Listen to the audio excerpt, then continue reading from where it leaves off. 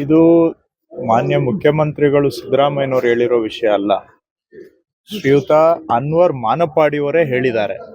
ಅನ್ವರ್ ಮಾನಪಾಡಿಯವರು ಏನ್ ಹೇಳಿದ್ದಾರೆ, ಶ್ರೀಯುತ ಯಡಿಯೂರಪ್ಪನವರು ಮತ್ತು ಅವ್ರ ಪರವಾಗಿ ಅವರ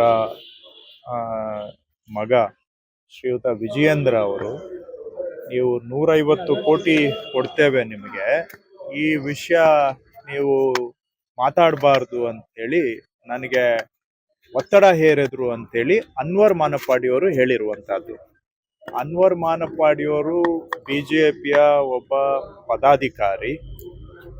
ಅವರಲ್ಲಿ ಪಕ್ಷದ ಹಿರಿಯ ಹುದ್ದೆಗಳಲ್ಲಿ ಕೆಲಸ ಮಾಡಿದಂಥವರು ಇವತ್ತಿಗೂ ಬಿಜೆಪಿಯ ಪದಾಧಿಕಾರಿ, ಬಿಜೆಪಿಯ ವಕ್ತಾರರಾಗಿದ್ದಾರೆ.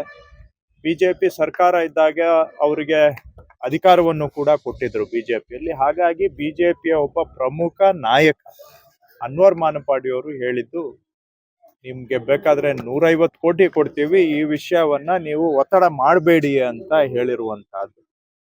ಈಗ ದಿನ ಬೆಳಿಗ್ಗೆ ಇದ್ರೆ ಸುಳ್ಳು ಆರೋಪಗಳಿಗೆಲ್ಲ ನೋಟಿಸ್ ಕೊಡ್ತಾ ಇರುವಂತಹ ಸಂದರ್ಭದಲ್ಲಿ ಬಿಜೆಪಿಯವರೇ ಒಬ್ರು ಆರೋಪ ಮಾಡಿರೋವಾಗ ಇದೇ ಆರೋಪವನ್ನ ಬಹುಶಃ ಬಸವನಗೌಡ ಯತ್ನಾಳ್ ಅವರು ಸಹ ಪರೋಕ್ಷವಾಗಿ ಬೇರೆ ಬೇರೆ ಸಂದರ್ಭಗಳಲ್ಲಿ ಹೇಳಿದ್ದಾರೆ.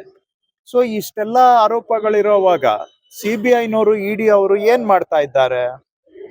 ಹಾಗಾದ್ರೆ ಸಿಬಿಐ, ಇಡಿ ಇರೋದು ಬರೀ ಕಾಂಗ್ರೆಸ್ ಅವ್ರನ್ನ ಟಾರ್ಗೆಟ್ ಮಾಡಕ್ಕೆ ಮಾತ್ರನಾ, ಅಥವಾ ಅವ್ರಿಗೇನಾದ್ರೂ ಸಾಂವಿಧಾನಿಕ ಜವಾಬ್ದಾರಿ ಇದ್ರೆ ಇದನ್ನ ತನಿಖೆ ಮಾಡ್ಬೇಕಾಗಿರೋದು ಸಿಬಿಐನವರ ಕರ್ತವ್ಯ ಅನ್ನುವಂತ ವಿಷಯವನ್ನ ಮಾನ್ಯ ಮುಖ್ಯಮಂತ್ರಿಗಳು ಹೇಳಿದ್ದಾರೆ. ಸೊ ಇದು ನಾವು ಕಾಂಗ್ರೆಸ್ನವ್ರು ಮಾಡ್ತಾ ಇರೋ ಆರೋಪ ಅಲ್ಲ. ಏನ್ ಅನ್ವರ್ ಮಾನಪಾಡಿಯವರು ಹೇಳಿದ್ದಾರೆ, ಬಿಜೆಪಿಯ ನಾಯಕರು ಹೇಳಿದ್ದಾರೆ, ಅದನ್ನ ನಾವು ಪ್ರಶ್ನೆ ಮಾಡಿದೀವಿ ಅಷ್ಟೇ. ಹಾಗಾಗಿ ಇದು ತನಿಖೆ ಆಗ್ಬೇಕು, ಸತ್ಯಾಸತ್ಯತೆ ಏನು ಅನ್ನೋದು ಜನಕ್ಕೆ ಗೊತ್ತಾಗ್ಬೇಕು. ಬಿಜೆಪಿಯ ಸದಸ್ಯರೇ ಆರೋಪ ಮಾಡ್ತಾ ಇದ್ದಾರೆ ಅಂದ್ರೆ ಅಲ್ಲಿಗೆ ಅದರಲ್ಲಿ ಸತ್ಯ ಇಲ್ಲ ಅಲ್ವಾ?